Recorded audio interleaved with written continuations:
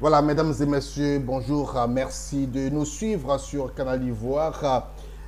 Aujourd'hui, nous sommes lundi 9 juin 2025 et la FIDOP et l'APEXI étaient en conférence de presse pour dénoncer la liste électorale définitive publiée par la Commission électorale indépendante. C'était depuis le mercredi 4 juin dernier. La FIDOP rejette en bloc cette liste électorale définitive. Mais avant cela, on va dire d'abord revenir sur un petit point. Bonjour, Président Bogasako. Bonjour, cher ami David. Alors, vous êtes à nouveau le président en exercice de la FIDOP. On se rappelle qu'en septembre dernier, vous aviez déjà démissionné. Qu'est-ce qui explique cela? Ce qui explique cela, c'est que, vous savez, ma vie dans les droits de l'homme, c'est une vocation. Je pense que le divin m'a fait la grâce de me lancer dans ce domaine-là pour, j'allais dire, pour le servir. Et donc, c'est ma vocation.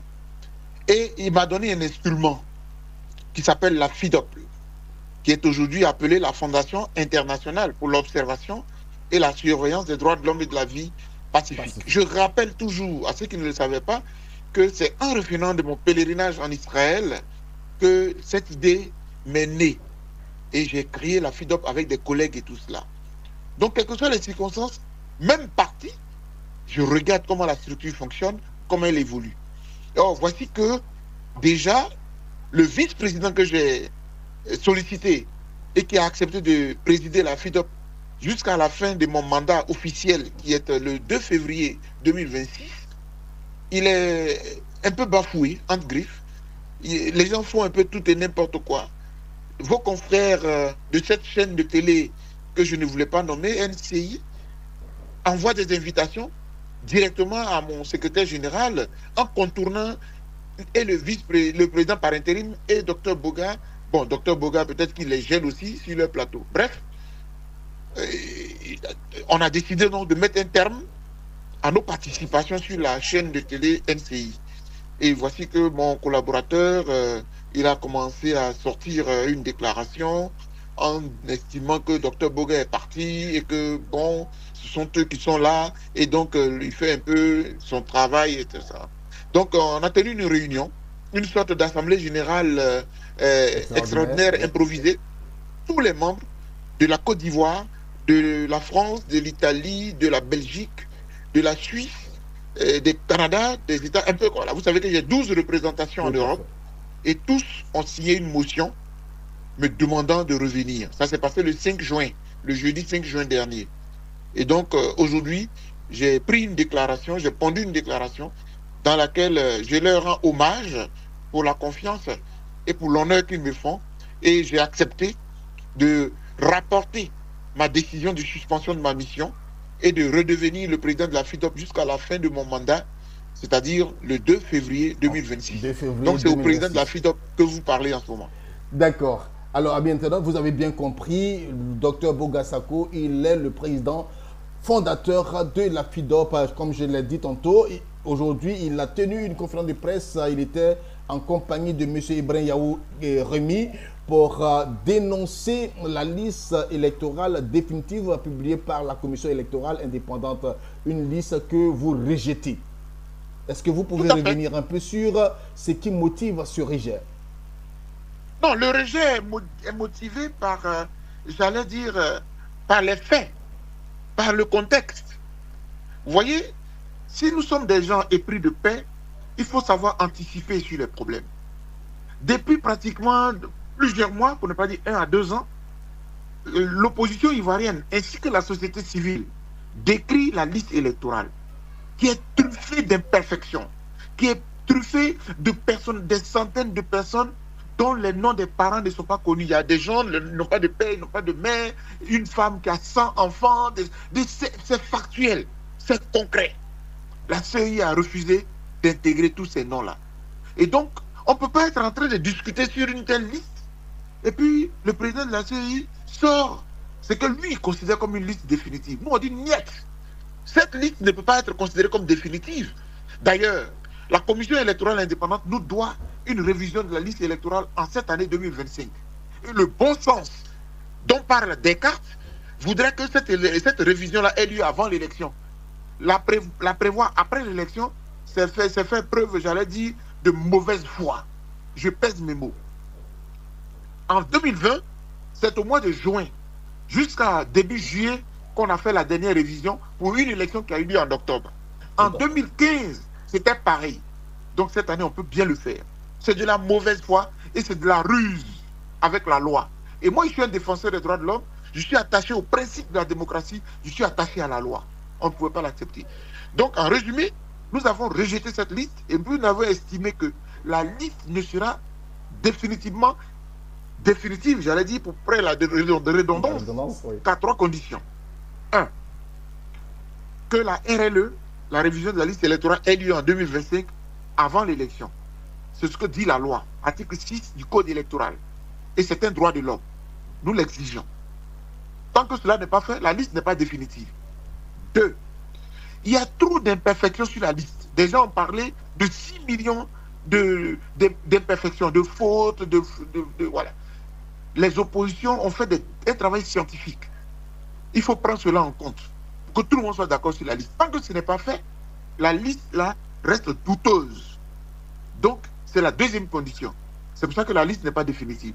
Mais troisièmement, et c'est le plus grave, les personnalités qui ont été radiées, dans quel sens? Pour quel but? On utilise la justice, on l'instrumentalise pour exclure des gens. D'ailleurs, les cas du président Laurent Gbagbo et de M. Guillaume Soro ne sont plus des questions de droit, ce sont des questions politiques. Parce qu'il y a une justice supranationale qu'on appelle la Cour africaine des droits de l'homme et des peuples qui a donné une décision en 2020, en septembre 2020, demandant à l'État de Côte d'Ivoire de réintroduire les noms de ces deux personnalités. Le président Ouattara a dit qu'il ne bouge pas, que la Côte d'Ivoire est souveraine. Mais c'est une violation des droits de l'homme parce que c'est l'article 85 de la Constitution ivoirienne qui demande à l'État de respecter tous les engagements internationaux que l'État a pris. Donc à partir de là, c'est une violation des principes de droit, c'est une violation des droits de l'homme. Mais vous prenez le cas de M. Tidiane Thiam.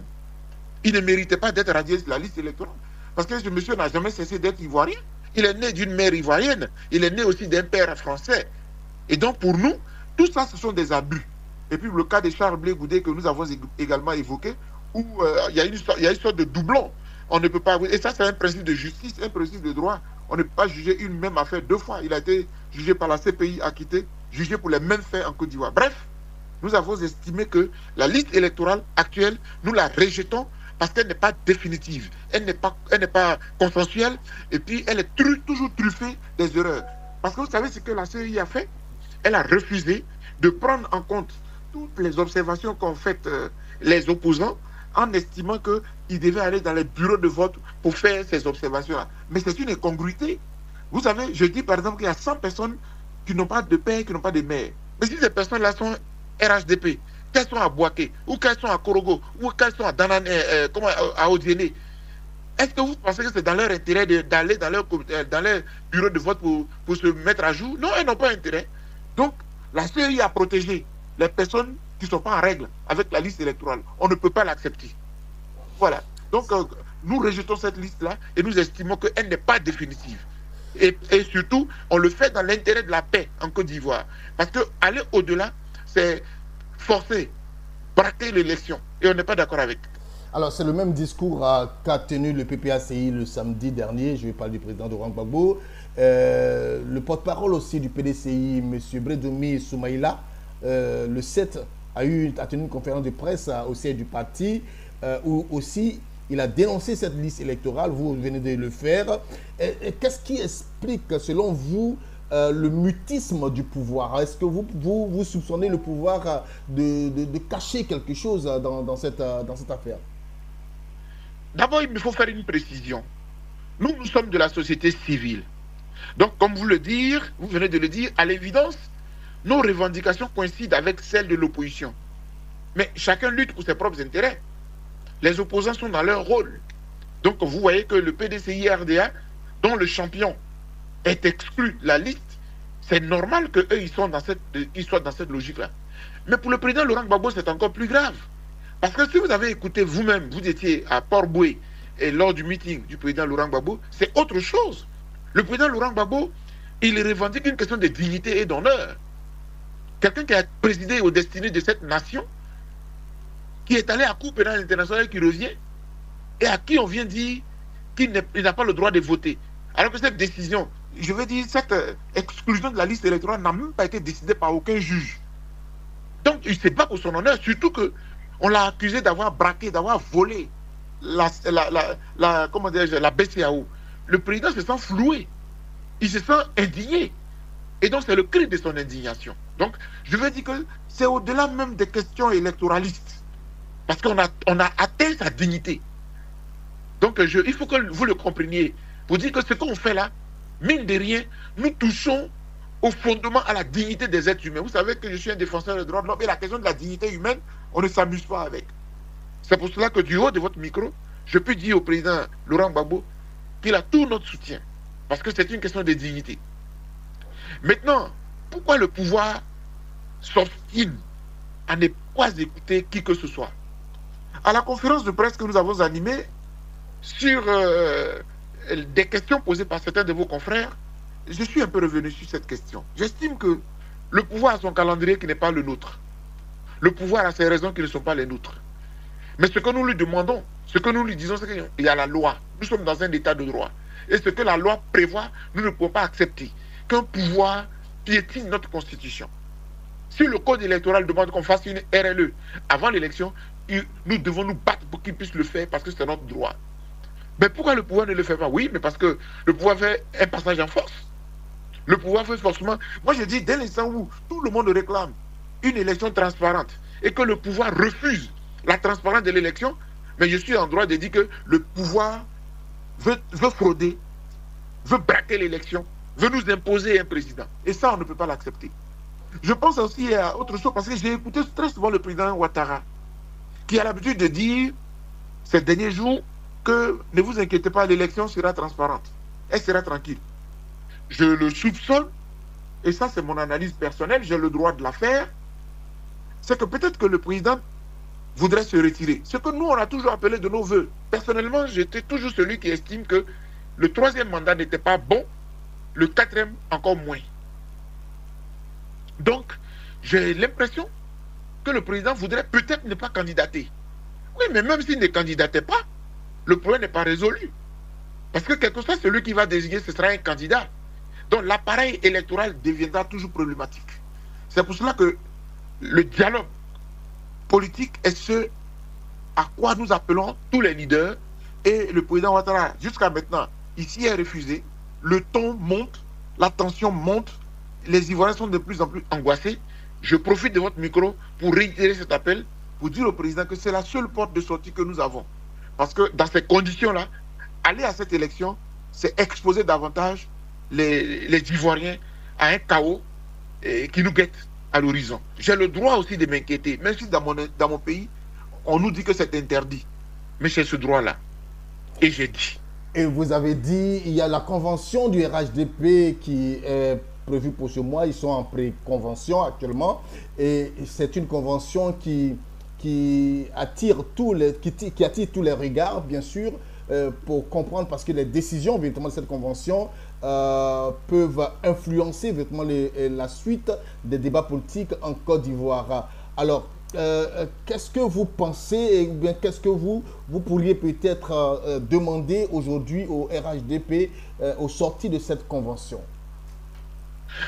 Avant de répondre directement à cette question, je terminais totalement sur la conférence de presse, parce que le deuxième sujet, en fait, que nous avons prévu et développé au cours de cette conférence de presse, c'était de répondre un peu au gouvernement, aux autorités, au pouvoir, qui ont de temps en temps, ces temps-ci, l'habitude de dire que la Côte d'Ivoire est un pays souverain et que même si vous saisissiez l'ONU, la communauté internationale, en dernier ressort, c'est la Côte d'Ivoire qui a le dernier mot, c'est la Côte d'Ivoire, c'est un pays souverain. Parce que n'oubliez pas que nous avons saisi l'ONU, nous avons saisi l'Union européenne à Bruxelles pour demander de s'impliquer. Parce qu'elles étaient là, ces institutions internationales-là, lorsque M. Ouattara devait prendre le pouvoir, à partir du 11 avril 2011. Et donc, effectivement, le 6 mai 2011. Alors, donc ce point a été développé et nous avons toujours réitéré notre appel pour dire que la Côte d'Ivoire, là, elle est redevable à la communauté internationale, laquelle s'est investie pour que M. Ouattara soit là. Et puis, on ne le fait pas parce qu'on voudrait que la communauté internationale se ligue contre notre président. Nous avons signé des accords. Nous avons ratifié des accords. Notre pays est engagé dans des accords. Lisez l'article 85 de la Constitution. Nous sommes obligés de respecter ces accords-là. Bientôt, ils auront leur congrès. D'abord, j'ai envie de dire que c'est leur congrès interne. Mais ce congrès nous intéresse parce que si le président Ouattara était soutenu et qu'il acceptait de briguer un 4e mandat, je crains fort que cela n'entraîne encore des réactions dans notre pays. Parce que je le dis et je le maintiens, même si je suis sous contrôle judiciaire à cause de mon engagement, mais pour mon opposition au 3e mandat. J'ai failli poser cette question puisqu'on vous a senti tout feu, tout flamme oui. ce matin. Oui, tout à fait, parce que je trouve que c'est pas parce que j'ai été opposé au 3e mandat que je vais applaudir le 4e mandat. Je ne suis pas d'accord. Moi, je suis un défenseur des droits de l'homme et je m'appuie sur les principes de démocratie et des droits de l'homme. En démocratie, il y a l'esprit et la lettre. L'alternance au pouvoir est un principe fondamental de la démocratie. Si dans ma constitution, on a manqué 2 mandats, ce sera 2 mandats. Ils nous ont un peu, là, usé des ruses, ils nous ont un peu mis dans la roublardise en cautionnant un 3e mandat, alors qu'ils avaient tous promis aux Ivoiriens qu'ils n'allaient faire que 2 et que jamais ils n'allaient faire un 3e. Bon, comme le Macron a dit que c'est un cas de force majeure, j'espère qu'aujourd'hui, il n'y a plus de raison. C'est pour cela que, pendant le congrès, j'espère que le président Ouattara nous entendra, nous autres, pour dire qu'il se retire, qu'il a servi suffisamment la Côte d'Ivoire et qu'il a besoin de repos. Et le faisant, je souhaiterais en même temps qu'il prenne l'engagement, en tant que président de la République, président du RADP, d'ouvrir le jeu électoral, de rendre l'élection inclusive et que tous les fils de ce pays puissent participer. Ça, vraiment, nous y tenons. Et puis, surtout, que l'organe qui gère l'élection soit crédible, soit objectif. Pendant notre conférence de presse, nous avons vraiment insisté sur ce point-là. Parce qu'en Côte d'Ivoire, nous avons déjà eu un précédent où la société civile a bien organisé des élections. Ça s'est passé en 2000, précisément en 2000, et ça s'est très, très bien passé. Voilà, je le dis, parce que M. Guy Honoré, le professeur Guy Honoré, il est encore vivant. Voilà, et je dis. C'est ça, Honoré Guy. Mais j'ai envie de poser une dernière question. C'est vrai, depuis la fin du 2e mandat d'Alassane Ouattara, on a senti quand même que l'homme voulait se retirer pour faire la passe à une nouvelle génération, mais à chaque fois, il revient sur sa décision. Je voulais appeler à l'analyse de l'intellectuel que vous êtes. Qu'est-ce qui tend à, peut-être, je le dirais entre griffes, à effrayer tant le président pour qu'il empêche à vouloir laisser, quand bien même on sent qu'il est fatigué? Moi, je pense, et je vais vous parler franchement, vous me connaissez pour cela. Moi, je crois à la bonne foi du président Ouattara. Pour qu'il réunisse le Congrès en 2020, le Parlement, l'Assemblée nationale et le Sénat, et qu'il le dise au monde entier qu'il serait... Il a fait même avant Macky Sall. Hein. Ce que Macky Sall a fait au Sénégal, là, M. Ouattara l'a très bien fait en 2020. Je crois aussi qu'il y a les collaborateurs. Je crois aussi qu'il y a l'entourage qui n'a pas suffisamment confiance en lui-même, qui a peur de perdre tout ce qu'ils ont acquis, les milliards qu'ils ont accumulés. Ils ont peur. Peut-être que ce sont des biens mal acquis. Nous l'avons dit aussi à la conférence. Parce que quand tu as acquis honnêtement tes biens, tu n'as pas peur. Mais quand il y a des gens qui ont détourné des centaines de milliards et qui ont été épinglés par des audits et qu'ils n'ont jamais été convoqués par un juge, oui, il y a de quoi avoir peur. Moi, je voulais le dire que le président Ouattara, il sait qu'il vient de l'international et le monde entier le regarde. Il joue aussi sa crédibilité, il joue aussi son honneur. Donc c'est vrai, la question que vous posez, elle est très personnelle à lui-même. Mais j'ai le droit aussi de donner un avis parce que c'est mon président. Et à ce titre, j'estime qu'il a été toujours de bonne foi. Mais parfois, il y a des circonstances. Regardez par exemple ce qui s'est passé avec le décès de Gon. Oui. De vous à moi. Non seulement il a réuni le Congrès, il a donné sa position et il est allé plus loin. Il a désigné un candidat. Maintenant, ne me dites pas qu'il est à la place de Dieu et qu'il a donné la mort à M. Gon. Je pense qu'il y a des circonstances qu'on peut comprendre. Parce que nous sommes Africains. C'est pour cela que je dis, ce qui s'est passé, on peut considérer ça comme un cas exceptionnel. Maintenant, il est temps qu'il puisse se retirer. Et si les collaborateurs ne sont pas suffisamment prêts, mais écoutez, ça c'est à leur dépend. Mais la Côte d'Ivoire va pas être suspendue à leur désirata pour protéger leurs intérêts. Il y a des intérêts plus colossaux. Il y a des intérêts plus importants pour notre nation. Voilà. Et la démocratie l'exige. Et les Ivoiriens en ont besoin. Et je dis. Merci beaucoup, Président Bogassako Gervais. Je rappelle que vous êtes le président de la FIDOP. Vous aviez déjà démissionné, mais compte tenu des circonstances atténuantes, vous êtes encore de retour pour servir la nation sur le chemin des droits de l'homme. Merci beaucoup. Merci de nous avoir accordé ce temps et puis c'est un très plaisir pour nous de toujours vous recevoir sur Canal d'Ivoire. Merci beaucoup, cher ami. Merci.